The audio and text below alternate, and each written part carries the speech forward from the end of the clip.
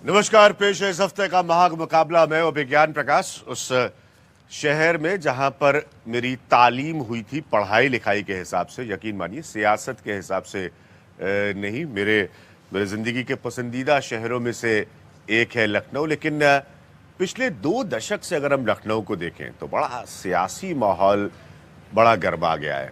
हर व्यक्ति ये कहता है, बड़ी पुरानी घिसी पिटी कहावत ये हो गई है कि देश की सत्ता का रास्ता या देश के प्रधानमंत्री बनने का रास्ता जो है वो लखनऊ से होकर जाता है। इस कहावत को और भी पुख्ता कर दिया जब अटल बिहारी वाजपेयी यहाँ से कई बार सांसद रहे और देश के प्रधानमंत्री रहे।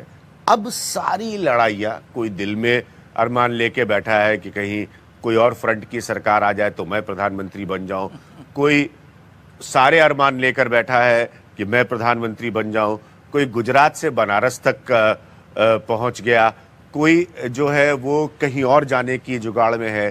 कई सारी यहाँ पर अलायंसेस हो रही हैं, लोग एक पार्टी छोड़कर दूसरी ज्वाइन कर रहे हैं। भारतीय जनता पार्टी सोचती है कि जो 90 के दशक में, 90 के दूसरे हिस्से में उसकी स्थिति थी वो वापस 2014 में उसको मिलेगी। बहुत कुछ हो रहा है यहाँ उत्तर प्रदेश की सियासत में। इसी पर हम बात करेंगे और देखने की कोशिश करेंगे कि कितनी अहमियत रखती है उत्तर प्रदेश की सियासत देश की तस्वीर में, और जिसका सियासी पलड़ा यहाँ भारी होगा, जो राजनीतिक पकड़ यहाँ रखेगा, क्या वाकई वो दिल्ली का रास्ता तय करेगा? ये सब खाली पुरानी कहावतें हैं, ऐसा दिल्ली की सियासत में नहीं होता। मेरे साथ जो पैनल है उससे मैं आपको मिलाता हूं। मेरे साथ शरद प्रधान साहब हैं, आप सब जानते हैं, एक पॉलिटिकल एनालिस्ट हैं, उत्तर प्रदेश से बहुत लंबे वक्त से रहे।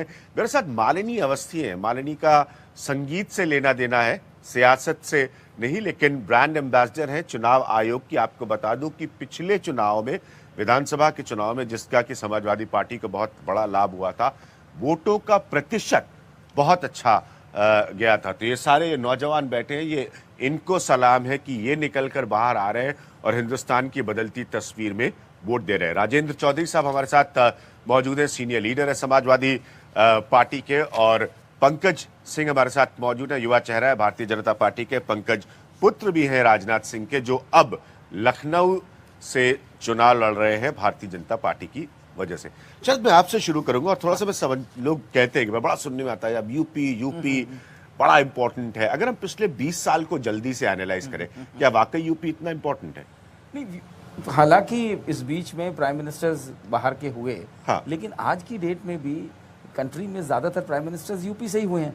हाँ। और महज द फैक्ट कि 80 पार्लियामेंट की सीटें यहाँ पे हैं, हाँ। तो उत्तर प्रदेश की इंपॉर्टेंस तो जब तक रहेगी जब तक कि लोग इसका विभाजन ना कर दें।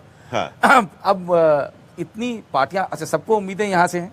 हाँ। जो इतने भी प्राइम मिनिस्टर के सो कॉल्ड प्रत्याशी हैं, हाँ।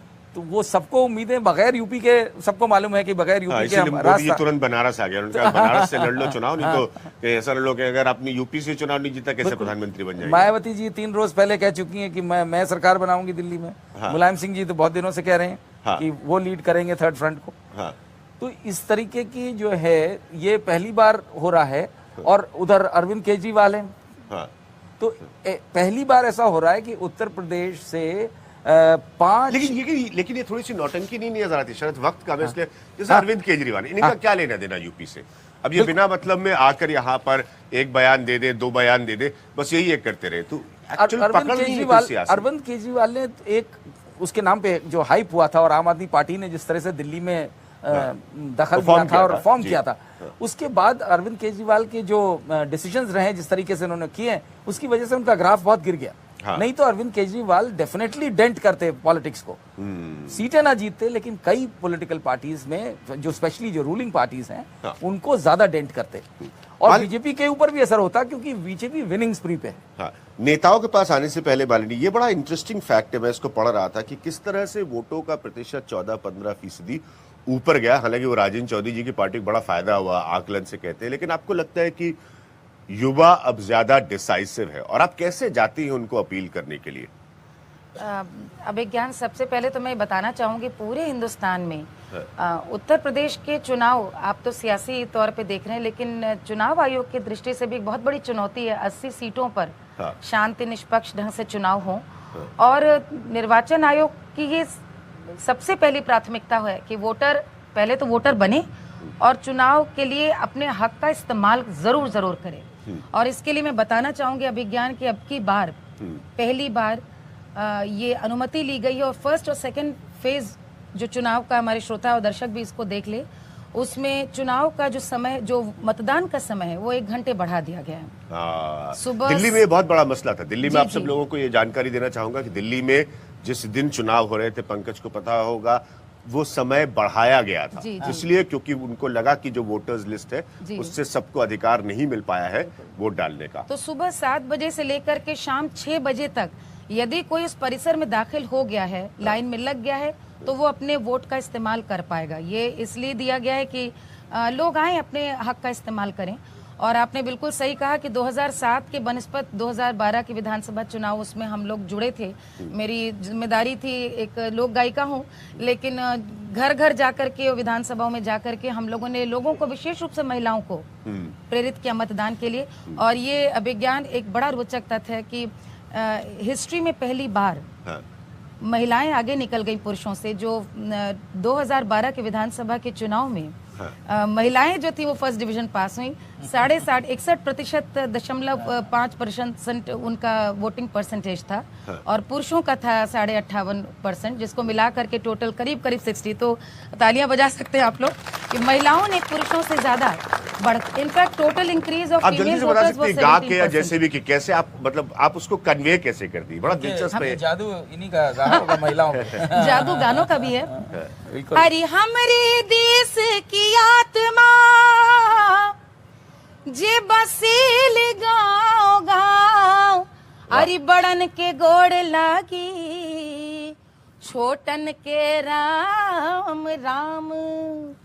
अरे जागो रे जागो, अरे जागो रे जागो, अरे जागो रे जागो देश के मतदाता, अरे जागो रे जागो देश के मतदाता, अरे जागो रे जागो मोर ननदीर भौजी रे, जागो रे जागो किसान और फौजी रे, जागो रे जागो देश के मतदाता, अरे जागो रे जागो देश के मतदाता।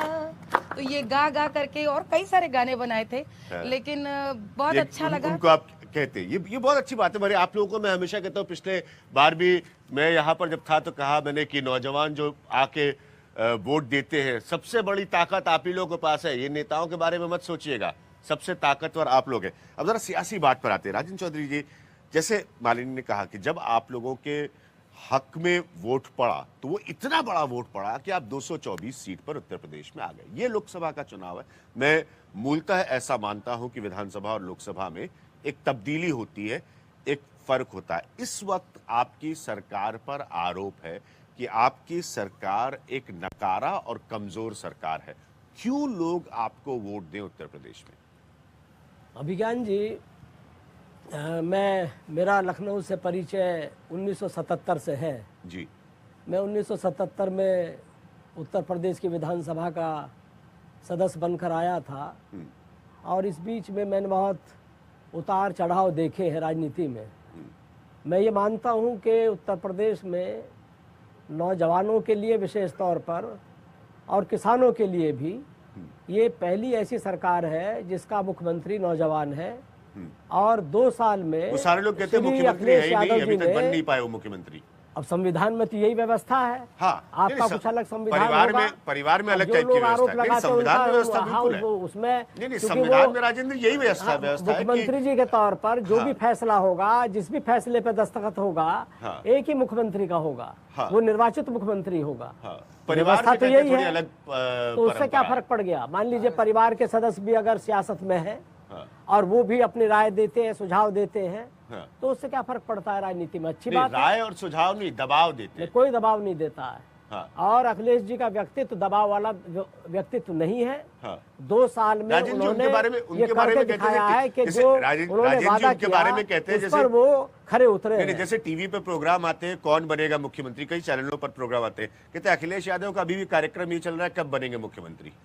कहाँ सुन लिया आपने? नहीं, ये मेरा अपना मेरी टिप्पणी है। कहाँ? मेरी टिप्पणी गलत है। उनका अभी तक ये प्रोग्राम चल रहा है, कब बनेंगे कोई आपकी टिप्पणी का ठोस आधार ही नहीं है। आपकी टिप्पणी को गलत मानता हूं मैं। ठीक, आपने बिल्कुल मेरी टिप्पणी गलत मानी, लेकिन आपको लगता है कि एक सरकार जो लोगों की धारणा में डिस्क्रेडिटेड नजर आ रही है, कौन किसका, यानी किन लोगों की धारणा में आ रही है? अच्छा, मैं नौजवानों से पूछता हूँ, हाथ खड़े करके बताइए, कितने लोग मानते हैं कि अखिलेश यादव की सरकार कमाल की है उत्तर प्रदेश में?